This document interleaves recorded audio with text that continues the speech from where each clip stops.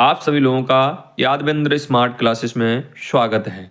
आज हम नए सेशन के साथ करंट अफेयर के आए हैं। सुबह का वक्त है और काफ़ी महत्वपूर्ण प्रश्न हमारी परीक्षा की दृष्टि से करंट अफेयर से होते हैं। तो देखते हैं अपना आज का प्रश्न। चांसलर ओलाफ स्कोल्ज के विश्वास मत हारने के बाद जर्मनी में अचानक चुनाव कब होने वाला है? तो आपको इन चार विकल्पों में से एक विकल्प का चयन करना है। 16 जनवरी 2025 को, 23 फरवरी 2025, 1 मार्च 2025 या 16 फरवरी 2025। तो इसका सही आंसर हो जाएगा, बताइए जल्दी से कौन सा सही है? बी, 23 फरवरी 2025 को अचानक से चुनाव होगा। अगर हम जर्मनी की बात करें तो जो जर्मनी है, जर्मनी देश की कैपिटल क्या है वो हम जान लेते हैं। तो हमारी जो कैपिटल है जर्मनी की वो है बर्लिन। क्या है बच्चा? बर्लिन। अगर हम जर्मनी की मुद्रा की बात करें तो जो हमारी मुद्रा है जर्मनी की वो है आपको यूरो। क्या है बच्चा? यूरो। और अगर उसका संकेत क्या है वो यूं होता है उसका संकेत। अगर इससे और भी महत्वपूर्ण बिंदु हैं वो देखते हैं। 16 दिसंबर 2024 को जर्मनी चांसलर ओलाफ स्कोल्ज ने विश्वास मत खो दिया था, जिसके कारण 23 फरवरी 2025 को अचानक से क्या होने वाला है? चुनाव होने वाला है। ये हैं आपके जर्मनी के चांसलर ओलाफ स्कोल्ज। हर 5 साल में आयोजित होने वाले सामूहिक पशु बलि के लिए प्रसिद्ध गढ़ीमाई महोत्सव कहाँ मनाया जाता है? काठमांडू के नेपाल में, बरियारपुर नेपाल, वाराणसी भारत, ढाका बांग्लादेश। आपको इन चार विकल्पों में से एक विकल्प चुनना है। तो इसका सही आंसर हो जाएगा option number B, Bariyarpur Nepal में। ये आपका सामूहिक पशु बल के लिए प्रसिद्ध गढ़ीमाई महोत्सव मनाया जाएगा। तो अगर हम नेपाल की राजधानी की बात करें या कैपिटल की बात करें तो नेपाल की जो कैपिटल है वो आपकी कौन सी है? काठमांडू। अगर हम मुद्रा की बात करें नेपाल की तो क्या है बच्चा? थोड़ा सा जान लीजिए। नेपाली। नेपाली क्या है बच्चा? रुपया। अगर हम बात करें नेपाल के अंदर कितने राज्य हैं? 7 राज्य हैं, है ना। अगर हम नेपाल के प्रधानमंत्री की बात करें तो कौन है? के.पी. ओली।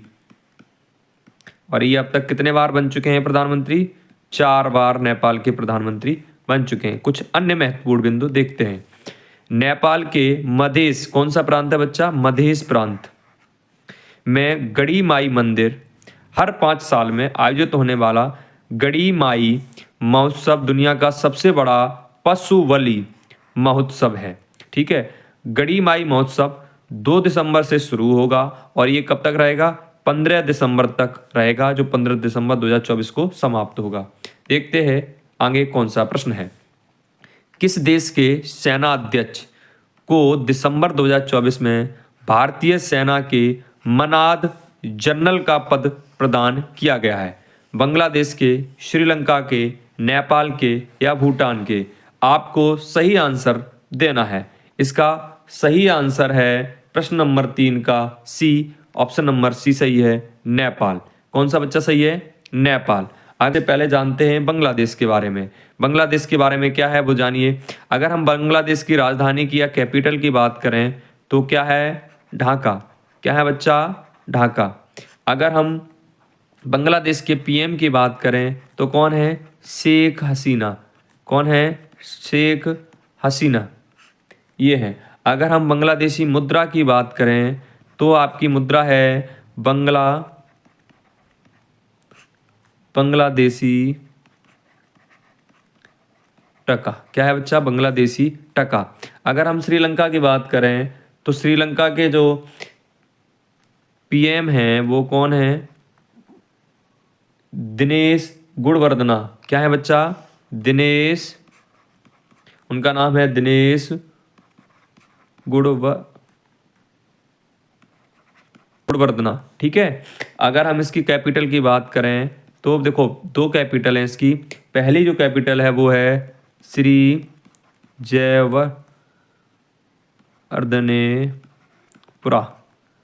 जयवर्धनेपुरा कोटी। और जो दूसरी कैपिटल है वो है कोलंबो। ये कोलंबो में कौन सी कैपिटल है वो जान लीजिए। इसको बोलते हैं कार्यकारी, और यहाँ पर कौन सी है, न्यायिक। न्यायिक कौन सी है, न्यायिक राजधानी है। अगर हम भूटान की बात करें तो भूटान की जो कैपिटल होती है वो कहाँ पे है, थिम्पू। ठीक है, तो आपको भूटान की मुद्रा आपको बतानी है, कमेंट बॉक्स में आप जरूर लिख के बताएं। कुछ अन्य महत्वपूर्ण बिंदु देखते हैं। नेपाल के सेना अध्यक्ष जनरल अशोक राज सिंगडेल को क्या मिला है बच्चा, कि कौन सा पद मिला है, मनाद जनरल के पद से उनको सम्मानित किया गया है। भारत की राष्ट्रपति द्रौपदी मुर्मू द्वारा भारतीय सेना के मनाद जनरल के पद से सम्मानित किया गया है किसको, अशोक राज सिंगडेल को। देखते हैं अगला प्रश्न। अब हम बात करते हैं प्रश्न नंबर 4। महिला जूनियर एशिया कप 2024 के फाइनल में भारत ने किस टीम को हराया, तो कोरिया गणराज्य को, जापान को, चीन को या मलेशिया को। आपको सही आंसर बताना है, तो इसका जो सही आंसर हो जाएगा ऑप्शन नंबर सी, किसको हराया, चीन को। अगर हम बात करें चीन की, तो चीन की जो कैपिटल है वो कहाँ पर है, बीजिंग। कहाँ है बच्चा, बीजिंग। अगर हम बात करें इसकी मुद्रा की या करेंसी की, तो क्या है, चीनी युआन। अगर यहाँ के राष्ट्रपति या प्रेसिडेंट की बात करें तो उनका क्या नाम है, सी जिनपिंग। जिनपिंग। अगर हम बात करें मलेशिया, तो मलेशिया के अगर कैपिटल की बात करें, कुआलालंपुर। क्या है बच्चा, कुआलालंपुर, ये इसकी कैपिटल है। अगर हम जापान की कैपिटल की बात करें तो जापान की कैपिटल है टोक्यो। कहाँ है बच्चा, टोक्यो, है ना। और यहाँ पर करेंसी की बात करें तो मुद्रा की बात करें तो जापानी एन। क्या होती है बच्चा, जापानी एन। कुछ अन्य महत्वपूर्ण बिंदु देखते हैं। भारत ने 15 दिसंबर 2024 को, ये कहाँ पर हुआ था मैच, वो मस्कट कहाँ पर है, ओमान में है, महिला junior Asia cup 2024 hockey championship जीती, है ना। और चीन को पेनल्टी शूट आउट में 3-4 से हराया। देखते हैं अगला प्रश्न। सैयद मुश्ताक अली ट्रॉफी 2024 किस टीम ने जीती, हिमाचल प्रदेश, मध्य प्रदेश, मुंबई, कर्नाटक। आपको सही आंसर बताना है, तो इसका सही आंसर है मुंबई। मुंबई ने किसको हराकर, मध्य प्रदेश को हराकर कौन सी सैयद मुश्ताक अली ट्रॉफी जीती, किसने, मुंबई ने। ठीक है, अगर हम बात करें मुंबई की, तो अभी मुंबई किसकी राजधानी है, महाराष्ट्र की राजधानी है। किसकी राजधानी है बच्चा, महाराष्ट्र की राजधानी है। अगर हम बात करें किसकी, महाराष्ट्र की, तो महाराष्ट्र में अभी विधानसभा की सीटें कितनी हैं, विधानसभा की जो सीटें हैं उनकी अगर हम बात करें तो हैं आपकी 288। अगर हम लोकसभा की सीटों की बात करें, तो लोकसभा की जो सीटें हैं वो हैं 48, और अगर राज्यसभा की सीटों की बात करें तो आपकी यहाँ पर हैं 19। ठीक है, हिमाचल प्रदेश की राजधानी कहाँ पर है, आपको है शिमला। कहाँ है बच्चा, शिमला, है ना। और आपको ये बतानी है कि हिमाचल प्रदेश के अंदर कमेंट बॉक्स के अंदर कितनी विधानसभा की सीटें हैं, कितनी लोकसभा की और कितनी राज्यसभा की सीटें। अगर हम बात करें कर्नाटक, तो कर्नाटक की राजधानी है बेंगलोर। कहाँ है बच्चा, बेंगलोर। और महत्वपूर्ण कुछ बिंदु दिए गए हैं वो देखें। मुंबई ने कहाँ पर, मुंबई ने 15 दिसंबर 2024 को बेंगलुरु के कौन से स्टेडियम में, KM चिन्नास्वामी स्टेडियम में फाइनल में मध्य प्रदेश को कितने विकेट से हराया, 5 विकेट से हराकर सैयद मुश्ताक अली ट्रॉफी 2024 जीत ली। अब देखते अगला प्रश्न। पद्मश्री, पद्म भूषण, पद्म विभूषण और 5 ग्रैमी पुरस्कार प्राप्त करने वाले महान कलाकार जाकिर हुसैन का दिसंबर में निधन हो गया। वह किस क्षेत्र में अपने योगदान के लिए प्रसिद्ध थे, भारतीय शास्त्रीय नृत्य के लिए, तबला और भारतीय शास्त्रीय संगीत के लिए, चित्रकला और मूर्तिकला के लिए, साहित्य और कविता के लिए। तो जो इसका सही आंसर है ऑप्शन नंबर बी, वह तबला और भारतीय शास्त्रीय संगीत के लिए प्रसिद्ध थे। अगर इनके जन्म की बात करें तो इनका जो जन्म हुआ था वो कब हुआ था, उनका जन्म 9 मार्च 1951 को उनका जन्म हुआ, और ये 16 दिसंबर 2024 में इनकी मृत्यु हुई। हालांकि 15 दिसंबर को अमेरिका में इनकी मृत्यु हुई थी रात में।